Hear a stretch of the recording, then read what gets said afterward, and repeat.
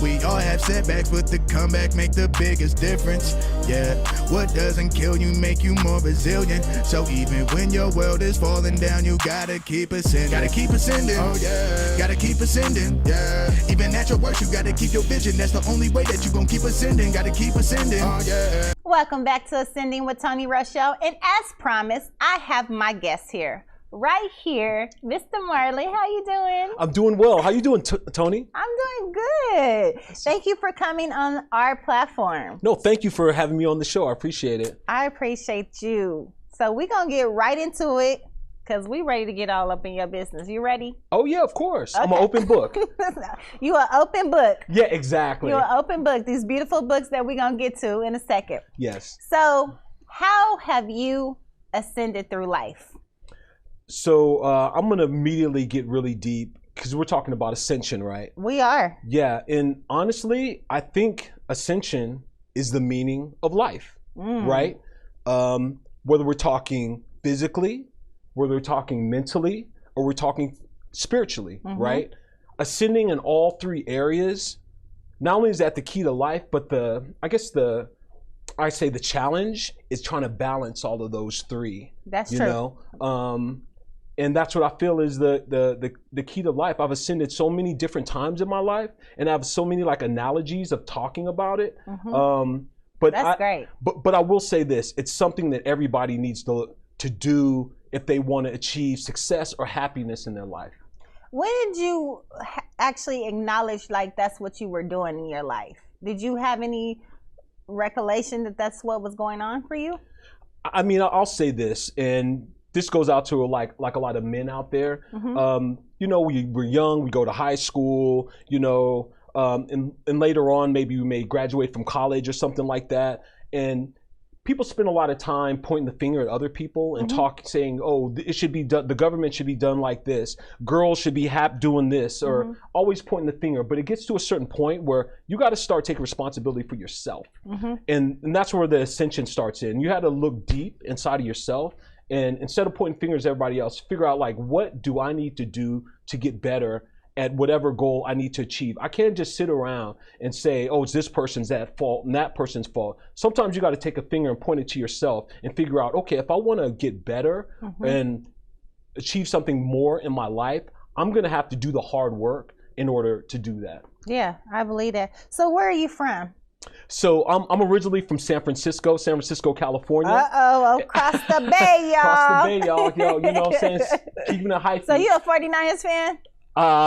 Yeah, well, I mean, I kind of go back and forth between the Oakland Raiders because my mother is a huge Oakland Raiders fan. He did have to bring his mom in this, y'all. Yeah, exactly. And when I was growing up in San Francisco as a little kid, I had asthma as a little kid. And if you know little boys, they like to run out and play basketball, football, and you know, they're crazy. So, I mean, when I'd go out there, I lose my breath and I have difficulty, so I'd be in the house. And when I'm in the house, I get bored. This was, you know, I'm trying to age myself. You know, this is back like in the 80s or whatever. And so what did I do? I would draw. Okay. And I would draw and draw and draw. And what I learned is drawing and artwork is actually my superpower. It's something that I ended up being really good at, and something that's really transformed my life and ascended me to the next level of my life. Wow. So what kind of stuff would you draw? Because back then it was like comic books and stuff. Yes, absolutely. I was a huge comic books fan. I know some of the folks out there, you know, Marvel and DC is big, but back in the days, you know, they weren't having movies about that stuff. And it really inspired me. So I'd go get comic books, I'd look at the pictures and stuff and start drawing them. And then I love that. Yeah, then I started coming up with my own stories, right? Wow. And that's kind of what led me later on in life to start publishing and doing my own type of stories. Okay, so hold on. We're gonna get into your books, your writing life. But before we get there, tell me about how was it growing up in San Francisco? How was your childhood? Yeah, so my mother, I mean, my folks kind of got divorced pretty young. You know, I was around kindergarten. Oh, that's very young. When they got divorced. And during that time, you know, I was raised by a single black mother out there. Shout out to all the black mothers out there, you know, doing their thing. My mother was a school teacher, and she's from the old school. You know, she grew up in Louisiana. And I'd say this, my mother really distilled hard work in me, you know. She really put that drive in me, and she would say when I was a kid, you know, handle your business, take care of your business. And I think that kind of brought something onto me later on in my life, because when I get to a certain point in my life where I struggle, like I was saying before, instead of blaming people, it's like, yo, maybe I need to step my game up, right? Okay. Maybe I need to elevate what I need to do in order to achieve the things that I want, if that makes sense. That makes a lot of sense. So did you have brothers or sisters? Was you the only child? How did that go? So I'm an only child, but at the same time, I grew up around a lot of cousins. Okay. I have a couple cousins, you know, that I grew up with when I was young. But honestly, I mean, I do feel that was an only child, or I am an only child, because it's okay if I'm like by myself. Sometimes when people grow up with a lot of siblings, they're used, like my mom, she had like 8 siblings, you know, and she's used to all that camaraderie and people talking to her and stuff like that. I grew up, you know, pretty much like I said, doing a lot of drawing, kind of by myself. So did you get lonely? I mean, that's where my imagination came in, honestly. That's where I would escape. I'd escape using my imagination and trying to craft my skill. And I think that's important for everybody, especially people listening. Like, everybody has a superpower. Everybody is good at something. They just need to figure out what that is and put enough time, invest your time and energy into that, and getting better and better at it. I believe it. I believe it. Now we're going to take a commercial break, and we're going to come back and so we got some more heavy things. We all have setbacks, but the comeback make the biggest difference. Yeah, what doesn't kill you make. Welcome back to Ascending with Toni Rochelle, and I'm still here with my guy Marlon. Hey, Marlon. What up? How you doing, Toni? So, Mr. San Francisco. So you grew up only child, single mother. Yes. Tell me more about childhood and growing up in San Francisco. So I will say this, back when I was growing up, I mean, it's a different time, right? Just in terms of like African Americans, we see them on TV, we see people playing sports, even like hip hop, right? When I was growing up as a kid, hip hop didn't even exist, right? And there was this kind of stigma, and I mean, just to be very blunt, people were still saying the word Negro, which is crazy. No African American. I mean, I'd go to school, and what would I learn? Always the history that they teach in school is always starting off with slavery. So I will say that when you grow up during that time, when you don't see a lot of Black role models, you don't see a lot of Black excellence in your life, it really will take down the amount of pride you have in yourself. So that's why I still think it's so important that African American kids and Black kids learn more about their culture, learn more about their history, because it definitely gives them a sense of power within themselves to achieve and reach their goals beyond just telling them, hey, you were a slave until, you know, the Europeans found you, you know what I mean? And then that you're just a victim of circumstance, not the author of history and civilization.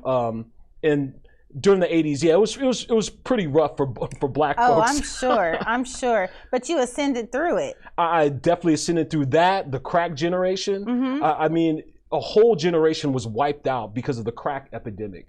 And folks out there, I mean, do your history. There was partly like CIA and government stuff going on with that. This is not conspiracy stuff. This is all documented. And it really devastated the Black community. And I'll say I'm a survivor of the 80s, because I have friends, you know, that were selling crack. I have friends that went to jail, you know, for real. And just trying to, like you say, ascend beyond that. It's just about focusing on what you're good at and getting beyond of your situation to something better. Okay. So I agree. I really do agree. So I know you said that your parents, they divorced early. Yes. So was you still seeing your father? Or? It's funny. I'm going to get into that. So my father actually lived in Long Beach. Oh, okay. And you stayed in the Bay. So I'd go to visit my father when I was young. I'd go to Long Beach and fly out there. Long Beach is nice, though. Well, back in the 80s, it was, I mean, that's where I honestly learned about the whole gang violence thing. Oh, wow. Crips and the Bloods. I mean, friends of mine that I grew up with in Long Beach that I known as a kid were nice guys. You know, it wasn't like we lived in the hood or anything, like the hood, but that type of environment is around that type of area, right? And I was hanging out with these guys or friends of mine when I was young, and you know, people are smart, but if you're in an environment that's negative, violent, that type of environment, it brings people down. So it's important that we like ascend beyond just our environment and try to break out of that. But yeah, my father was a great man. He started with little and he had a lot, considering his circumstance. But I do remember those days in Long Beach back in the day, and I don't know about to this day, but this is still a lot of, I guess, gang culture out there. I'll just say that. So you was visiting Pops, and you didn't get involved with the gangs and things like that. That you dodged that bullet. Well, I was honestly, it educated me. Educated. Talk about that. It educated me that life is valuable. Life is very valuable, and no one should take life for granted. When we're young, like 16, 15 through 18 to our mid-20s, we think we're going to live forever. And life is precious. You never know. You say the wrong thing to someone, be at the wrong place at the wrong time, and your life can end just like that. And that's probably the biggest lesson I learned hanging out with my father's place in Long Beach, because I saw some altercations. I saw some things that... You saw some things. Yeah, I saw some things, and I came back to when I came back to San Francisco, it was like, hey, life is not to be played with. He was like, I don't want none of that. Yeah, that stuff is real. It's real out here in the battlefield. Don't get it twisted. I love how you seen what was around you, and you realized that's not what you wanted for your life. Yeah. Absolutely. Especially, one of the biggest things I've just learned in my life in general is learning from other people's examples, but not only the positive things, but the negative things. Especially, like, side note, in the African-American community, in terms of finances, that's one of the big areas that we need more education about. And I've seen people have tons of money, lose a lot of money. I've seen the ups and the downs, and those are the lessons I've learned from. So I'd probably say I've learned more lessons from negative things than I've learned from positive things. Wow. Well, we're going to go to a commercial break, but remember, this platform right here is about lessons. This platform right here is about wellness. So look at your environment. Figure out, is this where you should be? Or should you remove yourself from your environment? Think about that while we take a commercial break. Don't go nowhere. We'll be back. Welcome back to Ascending with Toni Rochelle, and we're still here with Marlon. Hey, Marlon. What's up, Toni? Man, it's going good. Thank you again for coming on here. And we just gonna go a little bit deeper. I want to know about a time where you had to ascend, where you was just in a dark space, where you just felt stuck and you couldn't get up. Right. Exactly, Toni. Honestly, I'm gonna break it down like this, because there's a lot of I guess controversy and people talking about critical race theory, more specifically like Black history or Black history studies. I'm a product of that, of Black history studies being taught in school. I'm a product. I'm the poster boy right now. When I was 17 years old, think about anyone here who's 17. You don't know anything about anything. No. You think you know everything. You think you know about this and that. I was hanging out with my friends, drinking 40s, just kicking it. You know what I mean? And honestly, I didn't really want to. I wasn't think I was ready to go to college, right? My mother was an educator. She's retired now. Oh, so you was expected to go to college. I was expected to go to college, And so I ended up going to Long Beach State University. And that was kind of my first foray into Black history, right? Wow. Kind of the gateway was hip hop, like straight up. I was listening to like KRS-One, Brand Nubians, a lot of Afrocentric hip hop. And that kind of molded my mind. And then when I went to college and started learning about all these Black civilizations and what we did pre-colonial history, and it really inspired me. And it made me kind of think beyond my circumstances and start to elevate my mind to think, hey, if my ancestors were the mothers and fathers of civilization, that makes a responsibility for me to step up my game to the next level. It's like, Marlon, what are you doing with your life? Right. What are you doing here? And that was one of the real strong areas that made me kind of focus on ascending and like I was saying previously, not just going with the circumstances that are around me, but getting past that. And the bridge to that was actually African historical knowledge and civilizations. Yep. I love that. So you just you is that how you started writing, or like when you made the decision to change your career? Like, what was those steps? What did that look like? Right. And on the topic of ascension, after like going through school, it gets to that point where you have to figure out, okay, how am I going to make money, right? How am I going to, like, whatever, when I have a family, how am I going to support my family? How am I going to pay rent? How am I going to pay the bills? Yeah. How am I going to get a car? Like all of that type of stuff. And I ended up going into advertising, working for a bunch of different corporate companies. Like marketing, advertising? Yeah, advertising, doing video, interactive, just a variety of different type of advertising. Now, was that your major that you had? It was, but it wasn't. I actually majored in illustration, which is drawing. Okay. But by the time, art? exactly, art. But by the time I graduated, like everyone's doing everything on the computer, right? Oh, the world changed. Yeah, the world, definitely changed. And so I had to kind of switch and change my mindset to focus less on traditional, but more on digital, getting on the computer. Now, right? you've been saying this mindset this whole time. How did you know that you needed to change your mindset? Was it something that how your mom was bringing you up that made you think like this? I will say, and I use this analogy because it's happened a lot in my life. So I think of life kind of like a hill, right? And you're kind of going up this hill, but sometimes you'll get to a plateau, right? And you'll be like, hey, this is comfortable. I can just relax, throw my feet up and relax on this plateau. Sooner or later, you got to start going to higher ground to find a new plateau. Because if you don't, sooner or later, just your weight of being on that plateau, it's going to start crumbling down. Yes, sir. Yes, so sir. you always need to kind of go on to the next thing. I know people may be looking at this and saying, oh my God, that's exhausting. But that is ascending. Yes, exactly. That is ascending. And from what I just heard you say is basically like, you can go higher, but there's always higher and higher and higher and level and level and leveling up. That's what they say nowadays, level up, leveling Absolutely. up. Yep, leveling up.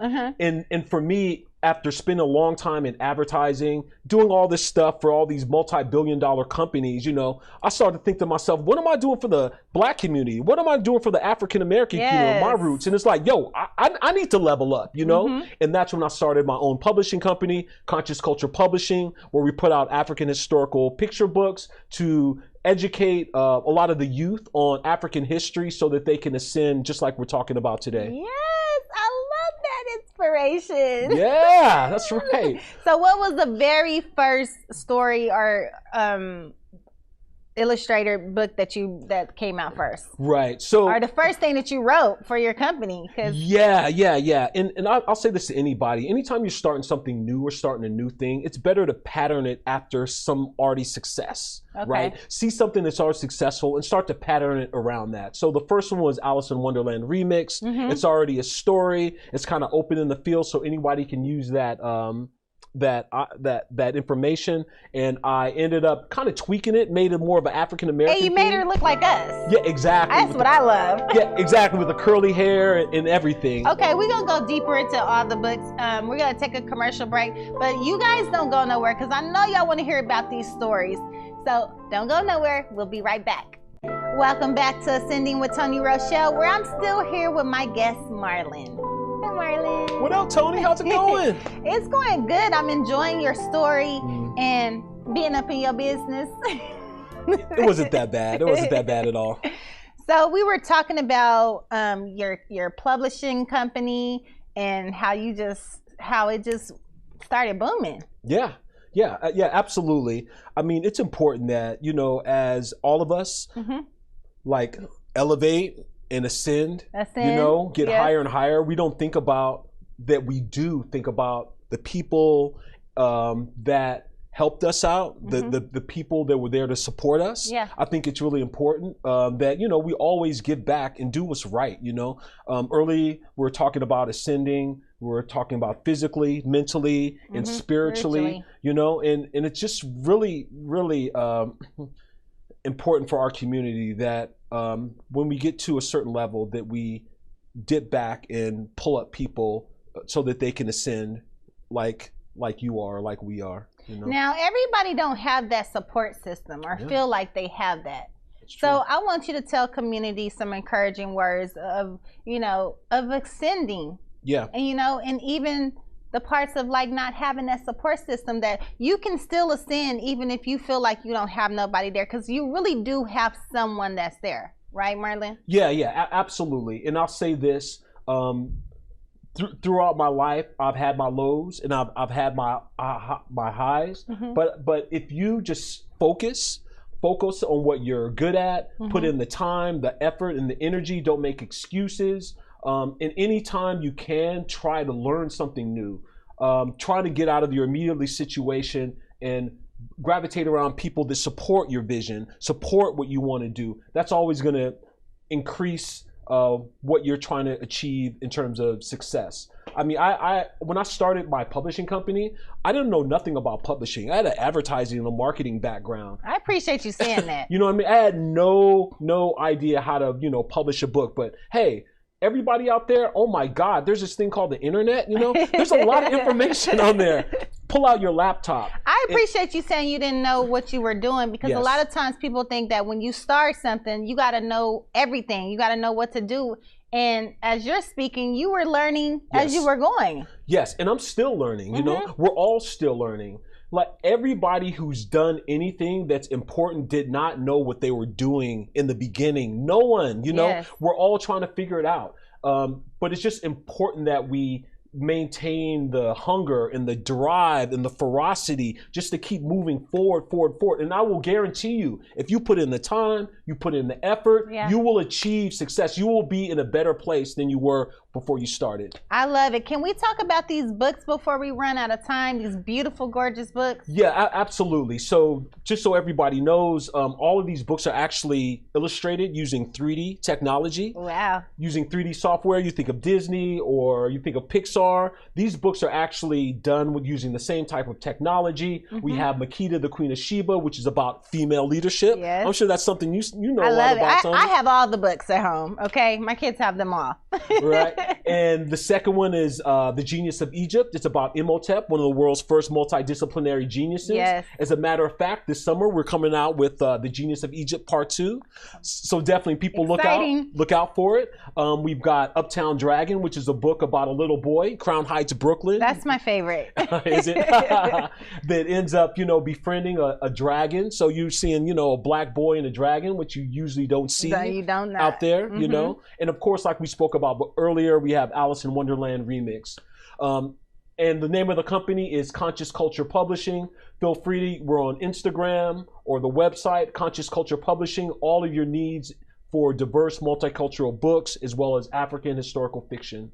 And tell us your Instagram and your Facebook or wherever we can find you. Yeah, absolutely. So it's at Conscious Culture Publishing. Again, my name is Marlon McKenney. And you can also find me at Instagram at Marlon McKenney. And I will say this, I am just so dedicated to educating our youth and making this world a better place as we leave it than the way it was when we arrived. And it's important that all of us educate our children and give them the tools that are necessary to be successful while trying to maintain their lives in this country and across the world. Now, these books are gorgeous. Did you take the time to think about the coloring and the cover for the books and things like that? Because that looks very expensive by itself. No, thank you. And that's I'm glad you said that, because I wanted this to be at the same level as any other books big publishing company you see out there. There's multi-billion-dollar publishing companies. This I'm running by myself, but I wanted to have the same quality. So when you look at it, you don't see some pictures that look janky, oh wow, these pictures of some African black folk, but it looks kind of janky. No, I want it to be on a real high level, like a Disney, like a Pixar, like anything you'd see out there to inspire our kids. I love that. I love what you're doing for community. Oh, thank you. Keep on writing books, because we need to keep on reading. Now, one more thing. Are they affordable? Yeah, absolutely. Matter of fact, you can even pick up the ebook for free on the website, consciousculturepublishing.com. But the soft covers are $9.99. The hard covers are $20. I mean, you can get a sandwich today for $9.99, and these books are definitely going to last you longer than that sandwich. Well, thank you so much, Marlon, for coming on and showing us your collection. Go get the book. Go download the ebook for free. Mm-hmm. Y'all heard that? All right, we'll be right back. Don't go nowhere. Welcome back to Ascending with Toni Rochelle, and I hope that you enjoyed today's show. Now remember, if you feel like you have a story that you want to share on this platform, get a hold of us.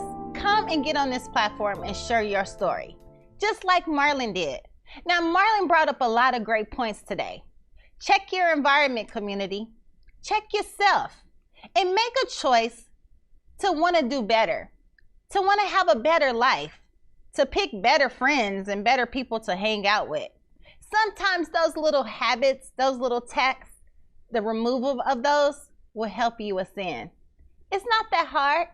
You can do it, and we believe in you.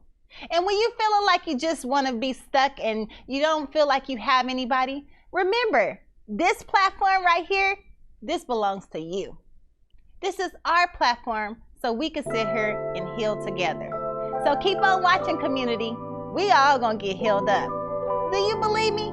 Because I know that it's gonna happen. Until then, y'all keep ascending. Peace. And you gotta keep ascending. Gotta keep ascending. Oh yeah. Gotta keep ascending. Yeah. Even at your worst, you gotta keep your vision. That's the only way that you gon' keep ascending. Gotta keep ascending. Oh yeah. Gotta keep ascending. Yeah. Even at your worst, you gotta keep your vision. That's the only way that you gon' keep ascending. Her pain is my pain. Her struggle's my struggle. Shit. I know how it feels when nobody is there to care about your dreams and your hustle. I know how it feels when you living your life on a budget as tight as a huddle. I know how it feels when you stuck in the mud trying to figure out how to rise above the rubble. Now the lost child is a lost teen that can barely read with a pretty smile and low.